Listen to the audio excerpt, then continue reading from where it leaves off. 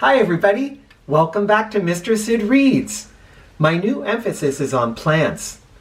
Plants were my first friends as a child because they're very reliable. As long as you take care of them, they're always there for you, and they've helped to make our world a more beautiful place. So I want to help you appreciate or to develop an appreciation for the wonders of plants. So we're going to be learning a lot about how plants grow, and I'll be reading a lot of fun books about plants. First, I want to point out my wall. Woo! There's a lot of information here, and I'll be going over that bit by bit. First, I'd like to point out here these stages of growth of a plant, starting in the soil. Soil is another word for dirt. And then here you can see where the seed has been placed. On this one, it begins to sprout. The sprout is the little plant that begins to grow. Roots take form. We'll discuss the value of roots later. Then a stem or shoot comes up through the ground. The stem is another very important component I'll discuss later. Leaves begin to grow and capture light, and then you have the full plant. Now plants need four basic things to continue to grow. They need soil, as I pointed out down there. Without the soil, they're not going to receive the nutrients they need. Nutrients would be the vitamins that help the plant to continue to grow. They need water on a regular basis. They need light, generally sunlight, but there are a lot of plants that are actually happy with artificial light created by lights on the insides of our homes or buildings. But light, and most importantly, and people don't think about this, space to grow. Because when a plant begins to get larger, if it's in a confined, tight little space, it can no longer grow well and it would begin to die.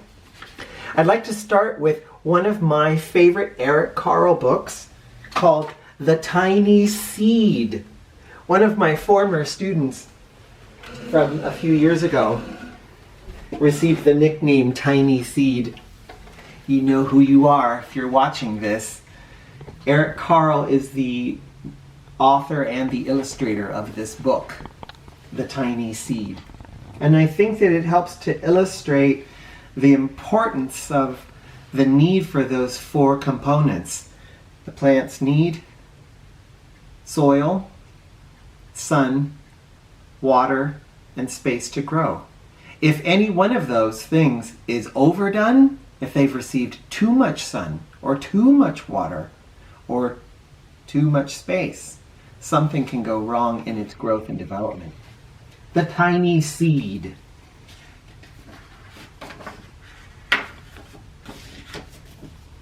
It is autumn. A strong wind is blowing. It blows flower seeds high in the air and carries them far across the land.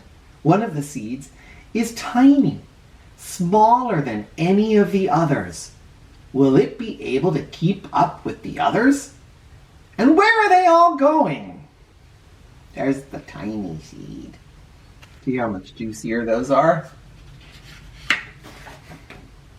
One of the seeds flies higher than the others. Up, up, up it goes. It flies too high, and the sun's hot rays burn it up.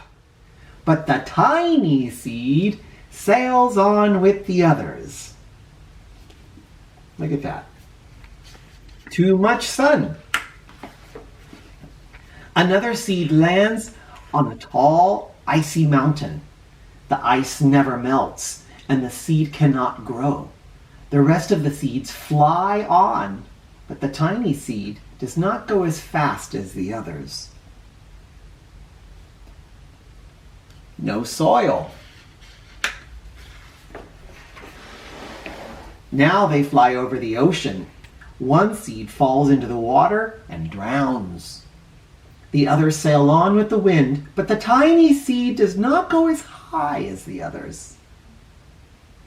Here's where one of them landed. may get eaten by the fish. Too much water. One seed drifts down into the desert. It's hot and dry, and the seed cannot grow. Now the tiny seed is flying very low, but the wind pushes it on with the others. Now there's plenty of soil, but no water.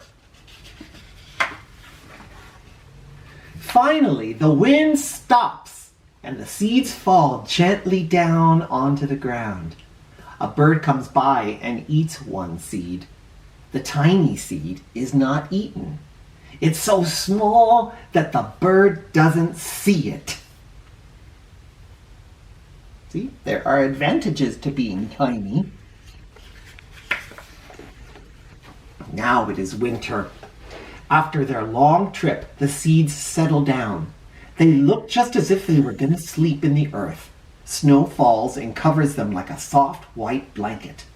A hungry mouse that also lives in the ground eats a seed for its lunch, but the tiny seed lies very still, and the mouse doesn't see it.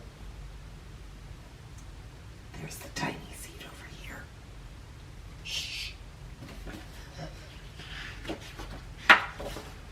Now it's spring. After a few months, the snow has melted. It really is spring. Birds fly by, the sun shines, rain falls. The seeds grow so round and full, they start to burst open a little. Now they're not seeds anymore, they're plants. First, they send roots down into the earth. Then their little stems and leaves begin to grow toward the sun and the air. There's another plant that grows much faster than the new little plants. It's a big fat weed, and it takes all the sunlight and the rain away from one of the small new plants, and that little plant dies. The tiny seed hasn't begun to grow yet. It'll be too late, hurry! But finally, it too starts to grow into a plant. Do you see this? This is the weed, which essentially means it's another plant. It's just not where you want it. And it's soaking up all of the water, absorbing all the sun, taking it away from this plant's opportunity. Tiny seed gratefully is thriving over here, slow and steady. The warm weather also brings children out to play. They too have been waiting for the sun in the springtime. One child doesn't see the plants as he runs along, and he breaks one. Now it can't grow anymore. Good thing tiny seed wasn't in the way. The tiny plant that grew from the tiny seed is growing fast, but its neighbors grow even faster. Before the tiny plant has 3 leaves, the other plant has 6. And look, a bud. And now, even a flower. But what is happening? First there are the footsteps. Then a shadow looms over them. Then a hand reaches down and breaks off the flower. A boy has picked the flower to give to his friend. Ooh. It's summer.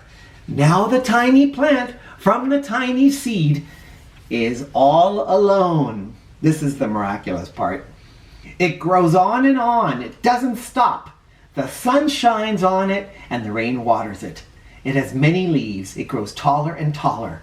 It's taller than the people, taller than the trees, taller than the houses. And now a flower grows on it. People from far and near come to look at this flower. It is now the tallest flower they have ever seen. A giant flower. All from that tiny seed. All summer long, the birds and bees and butterflies come visiting. They've never seen such a big and beautiful flower. I love this picture. Look at all the color and the animals. Now it's autumn again. The days grow shorter. The nights grow cooler. And the wind carries yellow and red leaves past the flower. some petals drop, and the giant flower, and they sail along with the bright leaves over the land and down to the ground. So what else is flying with those petals and leaves? The seeds. The wind blows harder. The flower has lost almost all its petals. It sways and bends away from the wind, but the wind grows stronger and shakes the flower. Once more the wind shakes this, and time the flower seed pod opens. Pod, that's one of my vocabulary words. A pod is like a storage container, or a little box or place that holds the new seeds. It opens. Out come many tiny seeds that quickly sail away on the wind. That's one of the ways seeds travels. So what happens when all those seeds go flying away? The cycle begins again. If one lands in the right place, new flower will begin, but it needs all the right conditions. I hope you have learned a lot. Please come back. There's more to learn. Thanks for joining me. Bye-bye, everybody.